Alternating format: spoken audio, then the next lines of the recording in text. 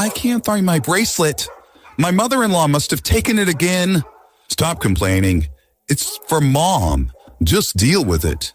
My mother-in-law has a habit of taking my stuff without asking, and my husband sides with her every time. Why won't he stand up for me? I'm seriously struggling here. Then the unthinkable happened. My husband's prized luxury car got stolen. I know who did it. My name is Emma. I'm 28 years old.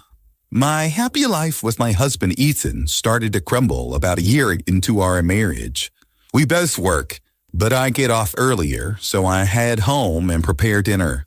That day, waiting for my husband to come home, he dropped a bomb. Mom's coming to stay with us starting next week. Wait, what? You mean she's staying overnight? My husband sighed heavily at my question. She's not just staying. She's moving in. Moving in? Yeah, it's like living together, since Dad passed away. Mom's been alone. She's getting older. It's tough for her. Hold on a second. You can't just decide this. We have our own lives too. At least give me some time to think. Despite my plea, my husband just grinned and brushed it off. It's fine. It's fine. Mom wants to feel secure, so she just wants to live with us. I get that she might feel lonely and insecure, but you made this huge decision without consulting me. Couldn't you at least have told me? Why do I need to report every little thing to you? She's my mother. That's exactly the point. She's your mom, not mine. I have to make all sorts of adjustments, What are you so mad about? Anyway, it's settled. Deal with it. Wait, hold on. Ignoring me, my husband walked out of the room. Left behind, I felt my frustration growing. How could he make such a big decision about us living together without even consulting me? I still have to make adjustments no matter what. Ethan doesn't lift a finger around the house and acts like it's no big deal because she's his mom. We've tried talking it through several times, but all he says is, "It's already been decided," shutting down any conversation. Sure enough, next week, his mother-in-law, shows up at our house just like it was planned. If mother-in-law was a normal person, I wouldn't be so against living together. But every time I see her, she makes snide remarks and bullies me. That's exactly why I can't fathom living with her and only go to her house when absolutely necessary. But now, out of the blue, it's been decided we'll be living together. As I expected, mother-in-law started making snide comments to me the very first day. "Emma, don't you know I was coming today? There's trash in the corner of the room." "I'm sorry, I was working today, so I didn't have time to clean." Excuses. Couldn't you have cleaned up after work? But then I wouldn't have time to prepare dinner. Oh, for heaven's sake, stop talking back. How do you even manage being Ethan's wife? Be more efficient. I'm sorry. 10 minutes in our home and it's already like this. I'm really worried about what's to come. From that day on, mother-in-law's oppressive behavior escalated and constantly stressed me out. One day I came home from work and mother-in-law greeted me with a huge smile saying, "Welcome home." I usually don't get this kind of greeting, so it was eerie. Then I noticed something shiny around mother-in-law's neck. Wait, is that necklace? It looked similar to what I owned. Having a bad feeling, I rushed to my room and checked my jewelry box. My suspicion was correct. I immediately headed to the living room and confronted mother-in-law, who was sitting there leisurely. "Mother-in-law, that necklace. It's mine, isn't it?" "Oh, you finally noticed. It suits me, don't you think?" I lost my cool with her shameless reply. "What are you talking about? Stop using my stuff without permission." "What's the big deal? It's not like it's going to be used up or anything." "That's not the point. Stop complaining and get dinner ready. Ethan will be home soon." Even as I prepared dinner, my mother-in-law continued to interfere. ratcheting up my stress levels. That night, I couldn't take it anymore and decided to talk to my husband. Ethan, can we talk? What's up? Today, I caught mother-in-law wearing my necklace without asking. Oh? So, do you get it? She whipped into my room, opened my jewelry box, and basically stole it. Stole? Aren't you exaggerating? Exaggerating? How am I exaggerating? Calm down, I'm sure Mom didn't mean any harm. Anger welled up in me at my husband siding with mother-in-law. Holding back from raising my voice, I kept making my point. You're saying it's okay to go into someone's room without permission, then take their stuff? A normal person would at least say sorry. Well, Mom just saw something nice and took it. That's not the point, Ethan. You need to talk to her. What, me? Of course you. Mother-in-law disrespects me, telling her off will do anything, so you, her son, need to do it. Fine. I'm counting on you, okay? Despite my emphasis, it seemed my husband forgot by the next day. I shot him a few dirty looks, but he never confronted mother-in-law. Since then, mother-in-law started using my stuff without asking. In other words, she borrowed without permission. No matter how much I complained, she didn't listen. Plus, there are no locks on the doors in this house, so telling her off would be pointless unless she changes her ways. If this continues, I'll end up losing my belongings. I have to put a stop to mother-in-law's behavior. I need to come up with some sort of plan. Then, one day, an incident occurred that I absolutely couldn't forgive. Well, it's gone. How could this happen? Today I had plans to meet up with a friend and wanted to wear my late mother's bracelet for the occasion. It's a precious item, so I never keep it in the jewelry box. Instead, it's stashed deep in my desk drawer, and yet it's missing. The only person who could have taken it is my mother-in-law. When I confront her sternly, she casually admits to the theft. Oh, that bracelet, I just borrowed it. Borrowed it, then give it back right now, I need it. I can't do that. Why not? Because I sold his. What? You sold it? Is this some kind of joke? Who sells someone else's belongings? Though rattled, I fought back. Enough with the jokes. Give it back now. It's no lie, huh? By the way, most of the things I've borrowed from you, so that is too. What on earth are you thinking? As I argue with my mother-in-law, my husband Ethan, who just woke up, joins us. Ethan, listen to this. In a rush, I explain the situation. Your mom sold my bracelet. Bracelet? The one that belonged to my late mom. Plus, she's been selling off most of the stuff she's borrowed from me without my permission. Mom, is this true? Faced with the question, my mother-in-law sticks out her tongue in a mock gesture. I'm on a fixed income, you know.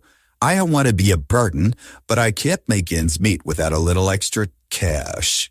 You've got to be kidding. What gives you the right? Don't get so mad.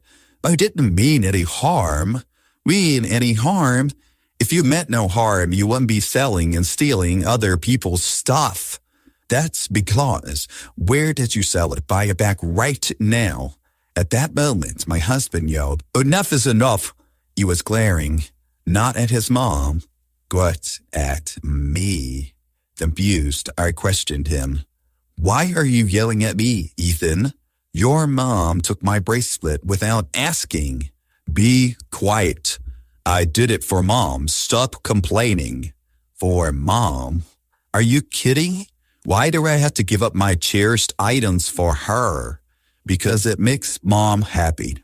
She's your mother-in-law. Show some respect. Just do as you're told. I snapped right then and there. I couldn't take it anymore. Not his thieving mom and not Ethan taking her side. I can't go on living with people like this. Fueled by rising hatred, I shouted back. That's it. If you're not going to return it, let's get the divorce. What?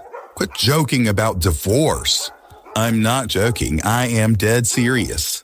Fine, whatever. I'll get the divorce papers today. Good. If you're going that way, I have no problem with it. Amidst our argument, his mom had a look of satisfaction on her face. She never liked me. Her real goal was likely to get me out and have this house to herself and her son. That night, my husband came home and handed me the filled-out divorce papers. After signing them, I began to pack. I'll pick the right moment to leave. That's what I decided. The next day, during my work break, I checked my phone and found multiple missed calls from my nearby living sister, Sophia. Something must have happened. I called her back, and she dropped a bombshell. Wait, Sophia, is that true? It is. No mistaking it. It's not something you see around here. But why? I took a photo, so I'll send it. Make sure to check it on your end too, sis. Okay, got it. Right after hanging up, a photo came through from my sister. Without a doubt, it was the damning evidence that could ruin my mother-in-law. When I got home and was calmly preparing dinner, my husband Ethan stormed in, looking panicked. Emma, this is serious. What happened? My prized car is missing. Wow, that sounds serious. Come on, why are you so indifferent? You know how much that car means to me. I do. It's the car you've been dreaming of since you were single. You finally managed to buy it last year, right? Exactly. So act more concerned. We're still paying off the car loan. Where could it have gone? Don't tell me, Emma, did you take it out? Of course not. I have my own compact car. Plus, I know you'd be mad if I took yours. Right, but then where? My eyes glanced towards mother-in-law, and she quickly looked away. That confirmed my suspicion. Ethan, I think mother-in-law knows something. What? Why would Mom know? Isn't that right, mother-in-law? As I questioned her, mother-in-law's face turned ashen. What are you talking about, Emma? How is Mom involved? Well, I got a call from Sophia today. Sophia? She happened to be out shopping and saw mother-in-law driving your car. What? That car's a foreign model and it's blue, so it's pretty recognizable around here. Sophia said that she even recognized the license plate. Wait, hey, what's going on here?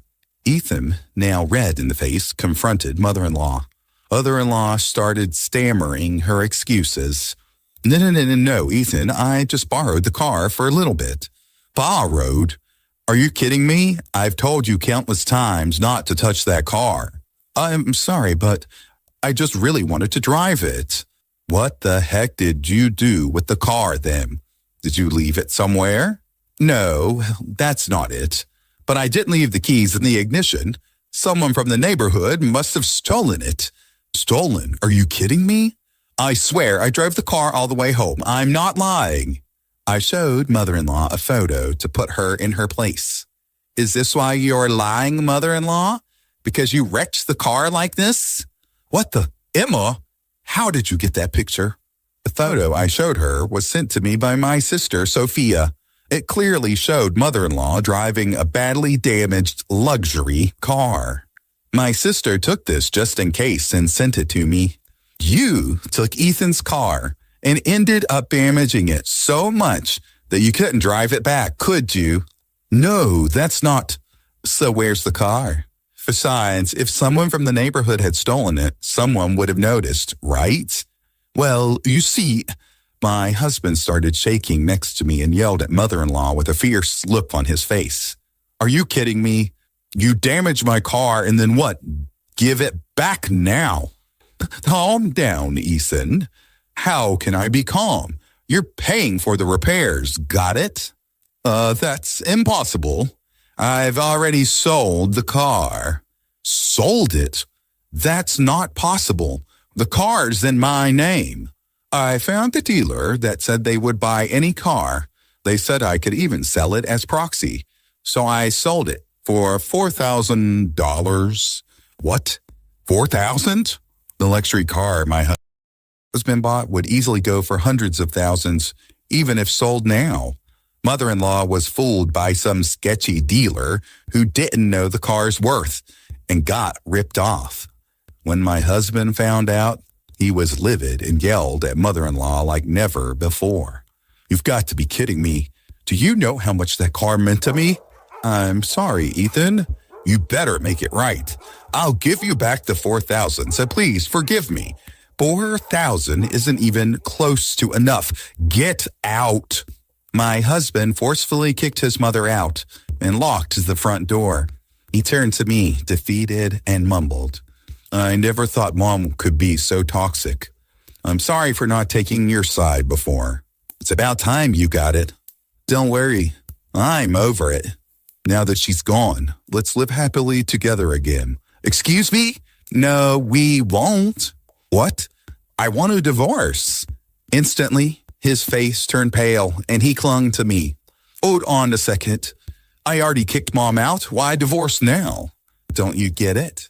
I'm fed up with you, too. My decision to divorce stands. I have no intention of mending things at this point. You've sided with your mom so many times. That's unfair. You're being too harsh. Harsh? You've got some nerve. You did nothing when I needed help. You're so self-centered. I despise you just as much as I despise your mother. My feelings will never change. Emma, calm down. Shut up. All of this happened because you decided to live with her. Reflect on that. I will never forgive you. What happened with the car? You got what you deserved. Serves you right. What? You feel that way? Of course. I hope you suffer double the mortgage on the house and the car. It's the punishment you deserve. You're going to have to take it as far as you can, you son of a bitch. I left him with those words and grabbed my packed bags on my way out. I headed straight to City Hall to file for divorce. I deleted all his contact info and cut ties completely. Later, I demanded compensation from my mother-in-law for selling my belongings without my permission. She reluctantly started working. With demands for car payments from her son, she's likely working for the rest of her life.